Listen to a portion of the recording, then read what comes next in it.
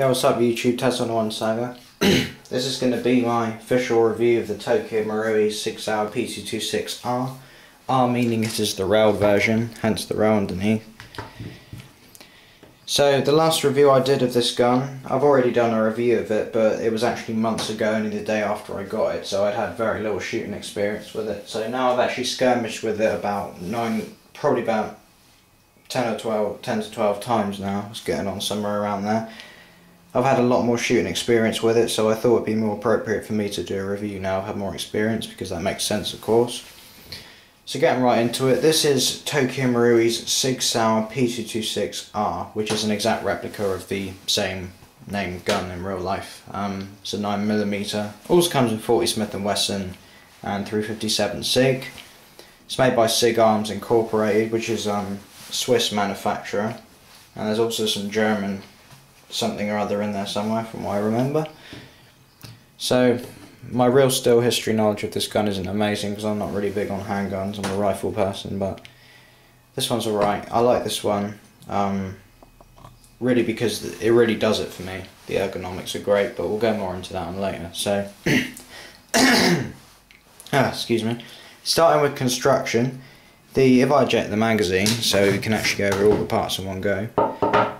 The pistol itself, externally, is mostly constructed of ABS. It's very high density ABS, and it's also very good quality, and doesn't feel cheap, and it's not really that shiny either.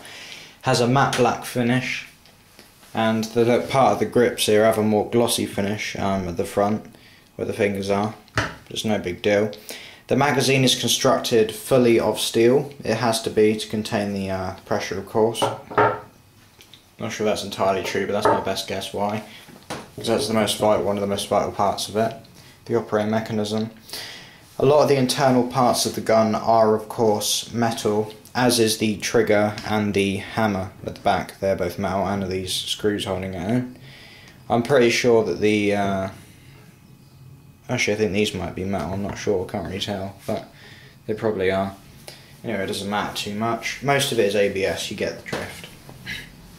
This is of course a gas blowback gun, meaning that the gas is inserted into this port here in the magazine, and when the trigger is pulled, the hammer will strike this piece, which moves forward and releases gas out of here, which then goes through a feed nozzle and into the back of the BB, building up pressure behind it and giving it enough momentum to clear the end of the barrel and fly in a relatively straight trajectory. So that's basically how that works. This gun can run on green gas, which is what I use with it. I'm using ASG green gas. It can also run on HFC 134A, but I don't recommend it. I recommend green gas for the best performance. So it's a very good gun. Externally it's very nice. The lighting's not like its best in here, but it might just be me looking at the screen. It's probably fine. So the pistol itself, we'll go over some of the ergonomic features, I guess, how the gun functions. So the Sig is a very well designed gun ergonomically. It has basic iron sights, you can see there, just line them up, it's all good. They're painted white for easier visibility and faster target acquisition. So the way this basically works is you have just like a real pistol, you have your slide. This is the hammer. This is a double action pistol, meaning it can be fired in double or single action. Of course, on the first round, if you have a round chambered and you have the weapon uncocked to the half cock position, you can pull the trigger like so, and it will fire the weapon. The slide will then automatically cycle back, and then you let go of the trigger, and it resets, which is what that click is, and then you can fire again. Once you fire the weapon, of course, the hammer will automatically cock itself back because the slide is cocking it as it jumps back. This is the slide lock here, or the slide catch, whatever you want to call it. This is an empty magazine here. As you can see, there are no BBs in the magazine. When you're firing the Sig and the magazine runs empty, just like most handguns, it will lock back like so. You can then eject the magazine and insert a fresh magazine. This tab here, of course, like I said, the slide catch is what chambers a new round. The rounds will be up here, the chamber is here. When releasing the slide catch, the nozzle comes forward and chambers around, like so, and then you can proceed to fire again. You can also lock the slide back manually when the weapon has no magazine in it. This is the recess for the slide lock. Simply slide it back and push it up into place. If you have a loaded magazine inserted into the gun or no magazine at all, the slide can also be released by pulling it to the rear and letting go.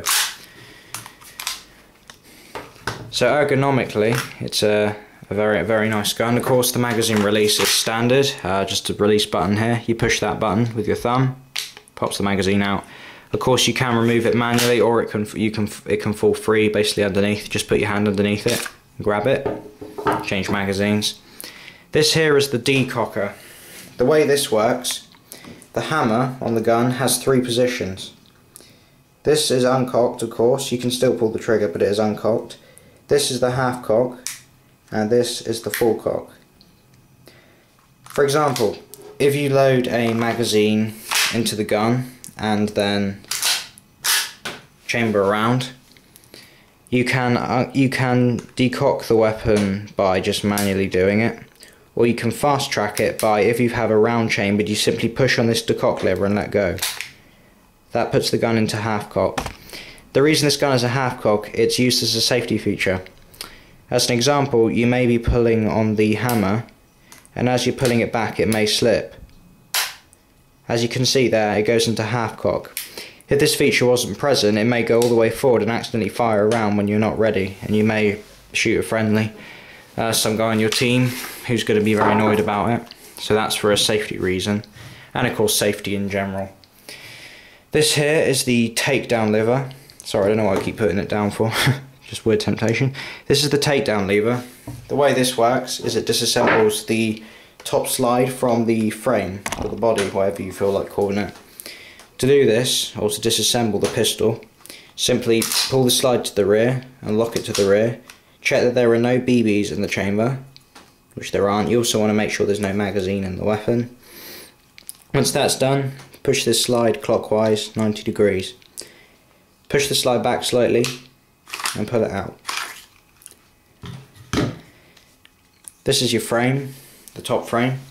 Here you have the recoil spring and the recoil spring guide. The recoil spring guide release tab. This is the hop up. The way it works, you simply just twist the wheel. You turn it counterclockwise for more hop and clockwise for less hop. It tells you which way to turn it there with the hop adjustment. To disassemble this more for cleaning, also safety note, if you're going to spend a long time detached, you want to make sure the hammer goes. Do not pull the trigger when it's in this position, it may damage it. I'm not saying it would, but it may do. Once like this, you simply want to push on this tab,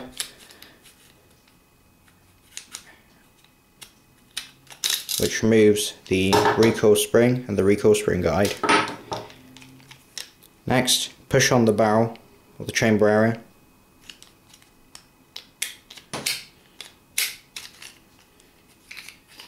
To remove it from the slide. This is the locking mechanism.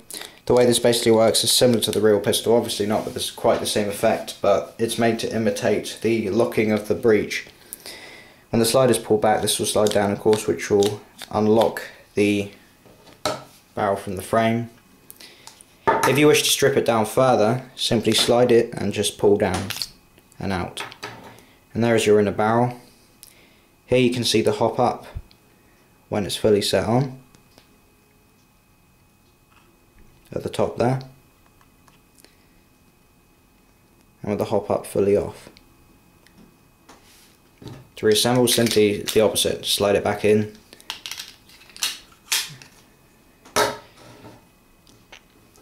Next, grab your recoil spring guide and the recoil spring. You're probably going to have to pull it back like this because it is difficult to get in, so just make sure you do it that way.